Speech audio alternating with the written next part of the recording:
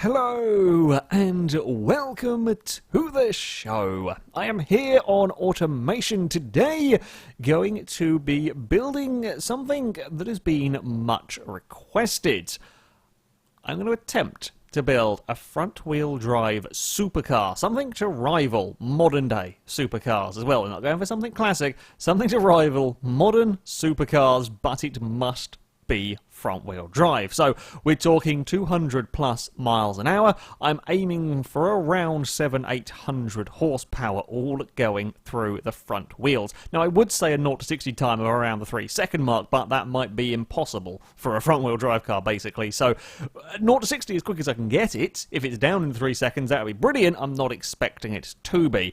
That means we've got much choice in terms of the body style. I've mostly been working on classic cars, so we've been kind of working over this part of the, if a little bit further, this sort of part of the the eras. But yeah, we've got all of these new fancy body styles to choose from. I am gonna a Lamborghini Diablo style body is very, very tempting. Actually, this is not bad overall. I'm not sure if we can have mid-engine front-wheel drive. I'm not sure how the game likes that. We're going to go for something front-engine. We want plenty of engine bay area. That's one of the problem bits that I have been getting stuck on the last few builds. I've been very limited to what I can do by the size of the engine bay. I'm thinking maybe this 2005 convertible. It is decently wide, so I'm hoping a decent wide, decent length, pretty long bonnet by the looks, should have plenty of space for a big old engine in there. Also fairly low on the old drag, so top speed, that 200 miles an hour plus top speed, shouldn't be out of the question. Now, panel material. We're going to want the car to be light. We're going to want the car to be as light as possible, but I'm trying to keep it vaguely affordable. I'm not going to go for the absolute maximum of everything. A supercar is going to be expensive, of course. However, we're going to try and do it. Yeah, kind of overall sensible. So we could have a glued aluminium chassis. I don't think these kind of chassis material bits are quite working, as there's a slightly bugged out name going on. We'll go for aluminium chassis, aluminium panels. We will go front longitudinal. Can we have front longitudinal and front wheel drive? I'm just thinking of engine bay space. Perhaps we'll see. We'll see. We might have to come back to that. Front suspension, double wishbone. I think we'll go for. Shall we go for multi? We'll go for multi-link. Yeah, the multi-link at the rear actually seems to be a fairly sensible option for all of that. And then the bodies, we could have it either as the coupe or the convertible version. It's kind of Corvette-style body. I think I might go for the coupe. We're not going to worry about the convertible bit of the vehicle. That works. Looks cool. I like the body. It's actually kind of weird. I'm so used to building older cars. I guess most of the faffing around I've done in this game has been on older cars. It's weird for me to actually build a modern supercar on it. I know that's kind of what a lot of people just generally jump towards doing on a game like this, but for me, I tend to play around with a lot of different things. So it is actually slightly strange building a modern supercar. Let's go for. They're not going to fit in there particularly nicely, are they? I don't think so. These lights look like they will fit in perfectly. We can actually have a little bit bigger headlights at the front of this car. They look like they will fit in if we can just get the angling right into this little part of the car. Maybe a teensy bit smaller on there. There we go. It's big old headlights on this one. Sure. Now, grills. Oh, shall we go to the taillights? What can we do? Shall we have some circle taillights on this one? Actually, shall we go for this? Do I like this on the back of my car? Yeah, we'll go for something a little bit different. We'll go for something a little bit different on this one. Why not? Indicators. Well, it is going to be a road legal supercar. We're not building a track day car, so we will get some indicators on there. Right, I'm not sure that's my favourite cooling, but there we go. Grills, what are we going to do with this car? I'm probably going to end up doing a fairly similar thing to my normal my normal grills on this one. One kind of main grill and then a couple of corner. It kind of works. It works for the cars that I am building here. Can we go? Can we get that like a sort of? I can never get these side grills to ever really sit quite how I want them to on the car. Maybe we'll go for kind of a, there we go, that sort of angle. That's not too bad actually. I'm happier with that than I normally am with the side grills. Side. Either way, that I'm not too displeased with. We might go and then stick do we go for like a similar sort of, maybe go for a slightly different sort of shape grille on the nose of the car, essentially. Across there, we will have, there we go. Yeah, I don't dislike that front. It's kind of becoming the FailRace Industries front end on most of our cars. It kind of works.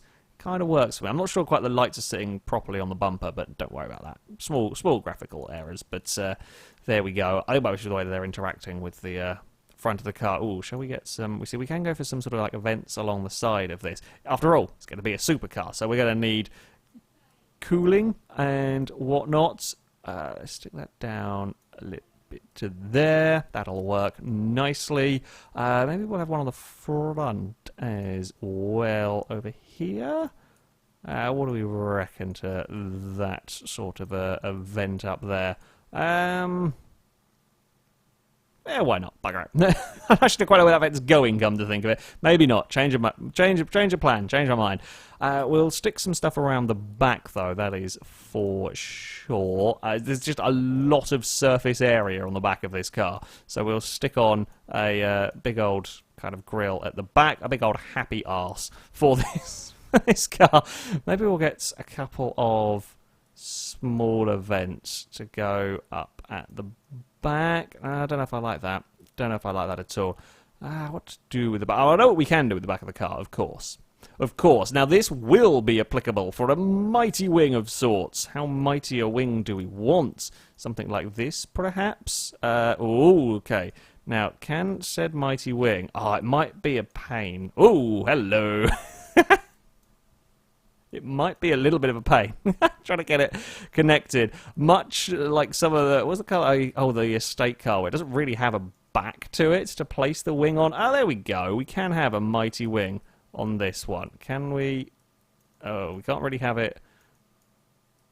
Doesn't really like being on this car particularly well. It's kind of...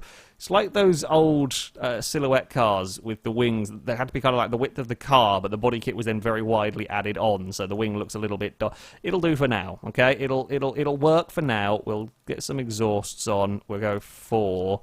shall we go for 4? I kind of like having the 4 exhausts, but rather than... So I tend to go for like the Callaway Sledgehammer style when I do 4 exhausts, just all in the middle. Maybe we'll go for just double exhausts out on either side of the vehicle. Oh, can we get that?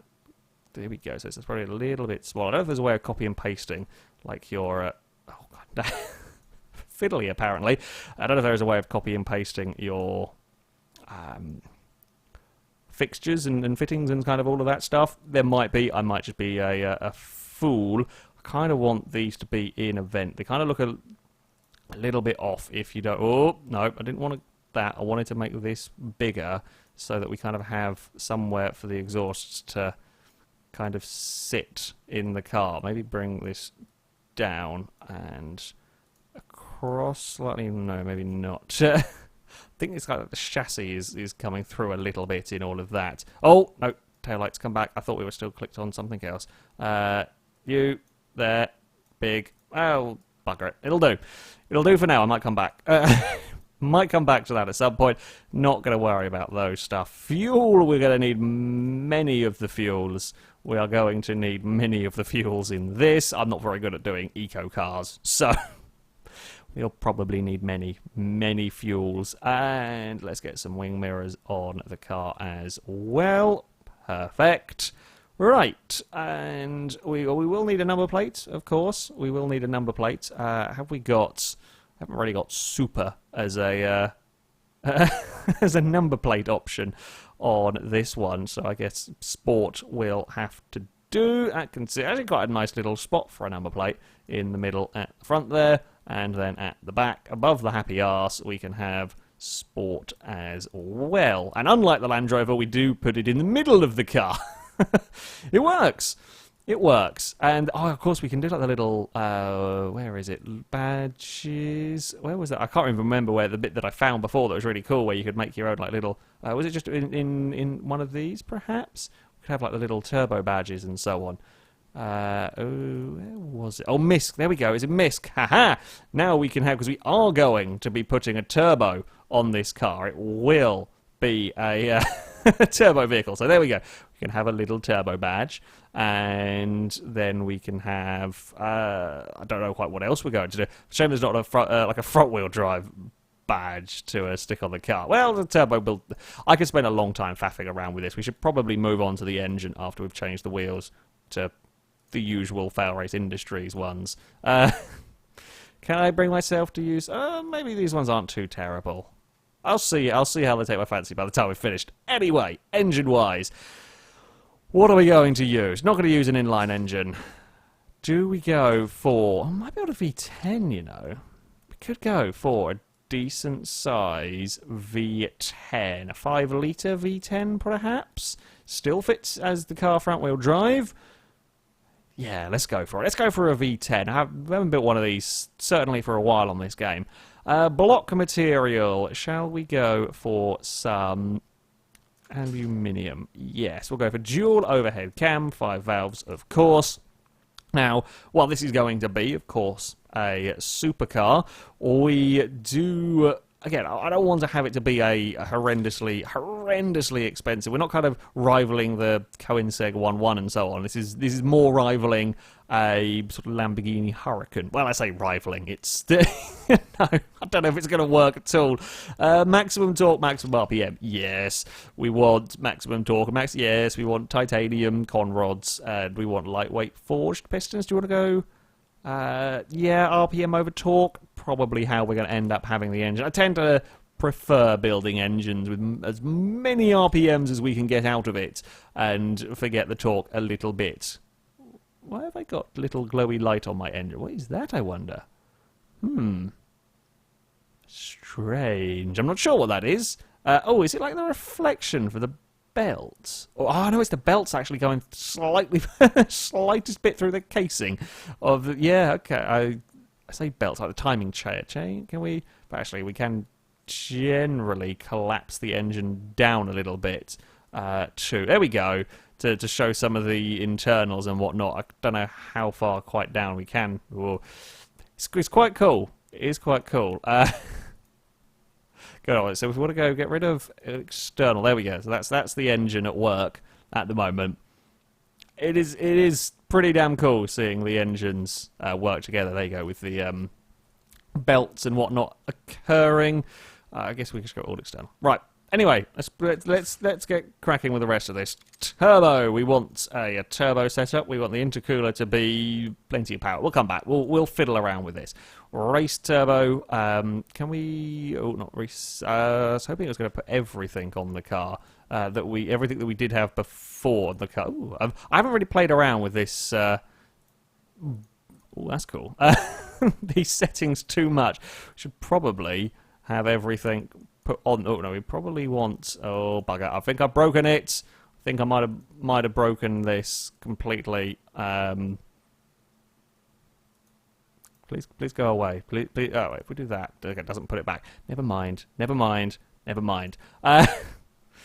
Fuel system, direct injection per cylinder. We want performance in all of this. Naturally, we will be running it on super. Oh, there we go. We've got everything back on the engine.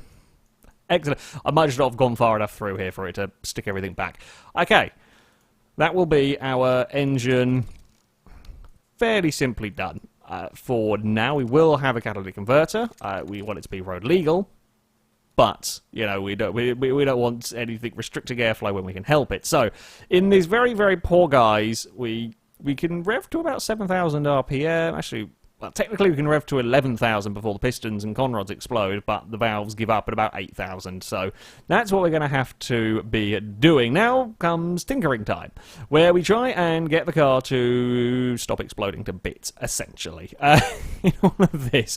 So, yeah, let's go and first of all drop the compression down a little bit. Oh, we're going to hit our power target. We're actually going to hit our power target with not bad fuel efficiency. 24 miles a gallon for a modern supercar. 24 miles a gallon, that seems like a pretty sound kind of area. Now, I can go extreme on stuff, you know, we can whack the cam profile here all the way up. Jesus, we can get 1,000 horsepower. Actually, we can get 1,000 horsepower and still do 20 miles a gallon. That's better than the bloody getaway car I had. I got 14, I think. 1,000 horsepower through the... This is not going to end well for tyres. The poor front tyres on this car are going to explode. That's a lot of power. I haven't even tinkered around with this stuff. Oh. We're now getting 7 miles a gallon and only 80 horse. Maybe we'll just bring it back down this way. I was quite happy with like 20 miles a gallon. Like 20 miles a gallon is not terrible. Ignition timing is fairly good there. I mean, turbo lag is not going to be great on this. I mean, it does, I guess, kind of makes it a little bit more drivable. Like, you can set off and you can drive it around with 180 horsepower and not be spinning the wheels to pieces constantly. And then when you put your foot down, it then suddenly dumps 1,000 horsepower through the front. That would be kind of like the 5,000 RPM would be a dangerous point to be at in this car. I should probably, yeah, that would be quite a dangerous point. And turbos, then we can tinker around with these if we want. Now, we could, of course, try and sort of smooth out the power, kind of just, well, restrict power a little bit in all of this. I mean, I guess, to be fair, you kind of have a, maybe a slightly, you kind of have a little bit of a step going on with the turbine down slightly. We can go for different boost with the thing. We can boost it a little bit more, although if we do a little bit more in terms of the boost, then we're going to have to bring the compression down a smidge. It's 1,047 horsepower. It's this mad engine that we've got in here. It's a mad engine and still doing 20 miles to the gallon. You know what? Let's go. Let's go with ludicrous V10. And this isn't even a massive engine. I say it's not even a massive engine. It's a 5-litre V10. And we've got 1,000 out of it. I like it, and this is all going to go through the front wheels. I hope the tyres don't explode, but I'm not holding out a huge amount of hope. Shall we go and give it a test and see what it sounds like?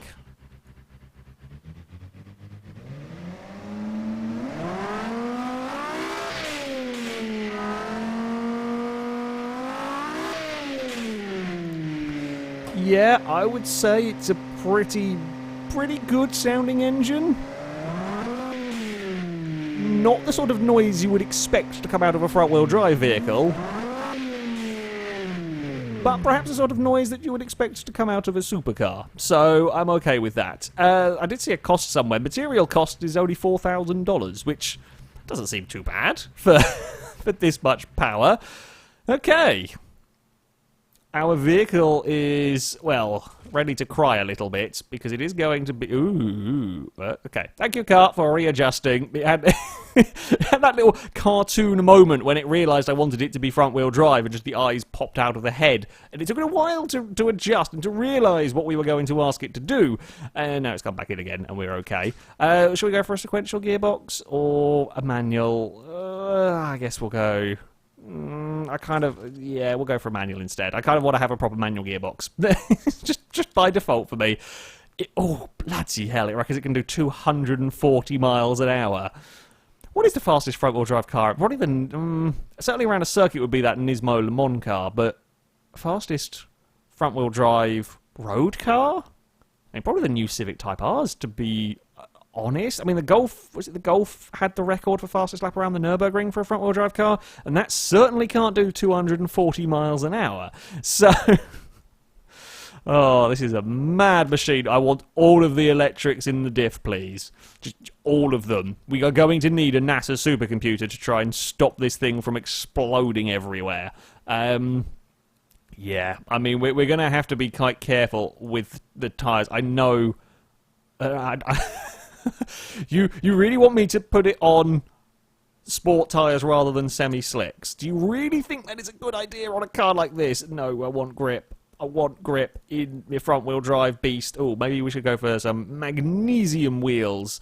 Yeah, we'll go for magnesium over carbon fibre. Carbon fibre wheels are very expensive, so we'll go for magnesium instead. The tyres are as big as I can make them. I want much bigger than 255s, but I'm not sure. Can we, if we pull this out a little bit? I can't actually pull that out any more than it currently is, so that'll do.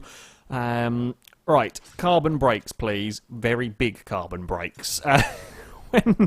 When we're doing this many miles an hour, well, when there's potential for this many miles an hour, I want very, very big brakes, if at all possible. Can we have, I'll probably go 60-40. I'd just like a nice round number for all of that. 60-40 on there, downforce, cooling, yeah, you're probably going to want cooling. The engine requires 1,000 cooling capacity. That's a lot. That is a lot of cooling capacity for the car. Let's get some brake flow going on as well. I know ceramic brakes won't fade quite in the same way as normal ones, but I still want to cool them.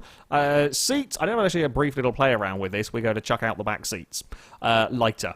Good for fuel economy. Good for performance. And let's face it, it's a supercar. We don't need more seats. Although apparently this one could fit 5. I'm not sure I'd want to be in the back, but there we go. Let's just chuck those out. Sport interior. We'll go for a premium infotainment, I think, on a car. Again, you know, we're going up against the likes of Lamborghinis, potentially, so we're going to want that. Power steering, we're probably going to want some of that. I would think on a car like this, let's go for, so we go some electrical variable. It is positive in terms of sport. We definitely, as much as I don't like having assists on, on my cars, this thing is going to need everything to just even be controllable. We're also going to want some safety features, because you're doing 250 in this, you're going to want to, yeah, have some safety. Right, suspension. Active sport sounds about a good idea for me. Again, it's a supercar. It's going to have some high-end bits and pieces, and that will be the tyres have exploded, increasing the tyre width and the rim size. Damn it. I had a horrible feeling. Oh, there we go. 20-inch wheels, tyres don't explode. The car, funnily enough, the car tends to understeer. Who would have thought it? Also, it is a, I mean, I've got my category spot on. Muscle Premium, apparently. A premium rear-wheel drive hooligan. Well, I mean, one part of that we fit. We're doing 23 miles a gallon. Or 21 miles a gallon, sorry, with a big wheel. That's mad. It is a hypercar, a supercar, convertible sport. Again, I seem to end up in that one, but it's right in the areas, and it's very, very green and very, very happy, apparently. Let's have a look. Front dampers are hard. Now, we have got to be careful, because we can end up, like, screwing the car up completely and blowing the tyres out again with the changes here. So we do have to be a little bit mindful in all of this stuff. The car load capacity is low for its cargo volume. I mean, do we want higher ride? No, we don't. It's affecting the sportiness. Oh, okay. So we put the car down to 90 mil ride height. It blows the tires, but 91.7 and the tires are okay. I perhaps wouldn't want a car so finely on the edge of tires exploding. I mean, I don't think that's quite what we're after here. Shall we go for drivability? 100%. That's what I like to see. I think it's the first time I've ever had a car at 100% drivability. All right, we've got 100% competitiveness as a hypercar by reducing the rear camber. It's perfect. Let's say perfect. Sportiness value was better with, I don't know quite why sportiness value is better with low camber. It seems odd to me, but there we go. Engine bay fill factor, don't care. The rear brake force is very high compared to the... So basically, the brakes are too powerful on this car. I'm surprised by that. So if we put this... Okay, so we put the brakes down, it makes it better. I guess maybe the brakes are so sharp on the car that it's having issues, so maybe we will... maybe not quite so much. And somewhere in there's a good... Front brake force is very... I mean... I want the brake force to be very high. You've got ABS, you can sort it out. It's at 100.6, 101 when it's all rounded up. So maybe a bit... Yeah, see, look, they love it. They love it. Wait, so that... I mean, this is improving its ratings in many areas. Apart from... It's getting better as... You know what? I'm ignoring this. Brakes, powerful. I think, oh, no, okay, so it doesn't like having the rear brakes too powerful, but it does like having them a little bit more No, okay, so it doesn't want very powerful rear brakes, it just wants powerful front brakes. There we go. That'll do. This thing is a beast of a car. There we go. 250 miles an hour. It wasn't actually that far away from my goal of the 0 to 60 time. 4.5 seconds to 60 for a front-wheel drive on-road tyres. I know the front-wheel drive drag cars with the ridiculous front tyres can go much faster than that, but this is on road tyres. Admittedly semi-slick road tyres, but there we go. Oh, I've actually just realised I can probably get a little bit more out of the engine, even. We could probably up the compression slightly. Now, this could go quite drastically, terribly wrong if we are not careful. Okay, no, I did have it finally. I think my computer did the whole jump up by 1,000,000 miles when I did the power. Okay, maybe we can't. There we go. 1,047 horsepower. That's more like it. There we go. Yeah, I might have had it just a couple of ticks too low, so we could get a bit more out of the fuel essentially in the car. This is a beast of a vehicle. This is an absolute beast of a car. What is the comparative, not competitive, sorry, the markets, that's what we want to look at. Yeah, I mean, convertible sports, super, hyper, it's right up there. Very, very good muscle premium, light sport premium, apparently. It is right in the middle of those sectors. Apparently the car would be 70,000, I'm not sure that, oh, that's the material cost, not how much it costs you to sell it for. That makes sense, like I say, for 70 grand, all of that speed, that would be impressive. Not very good in Fruinia, I'm not. Okay, I've never quite figured out the differences between these two areas. However, at Gaspier, I'd be very, very happy to buy this as a hypercar. Guess we should send it around our test track, shouldn't we? That's like our test track, the airfield test track. Run this is going to be very, very noisy because automation is the loudest game in existence, and the engine is quite noisy as well.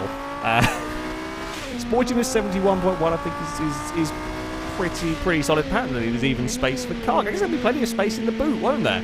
Because at the end of the day, you know, it's still got a half-decent boot space, and we haven't got to worry about sort of rear-wheel drive and everything going on back there, so we can give it some space. I wouldn't have any rear seats either. Brake fade 0, perfect. That's what we want to see. Weight distribution 60/40. It isn't great, but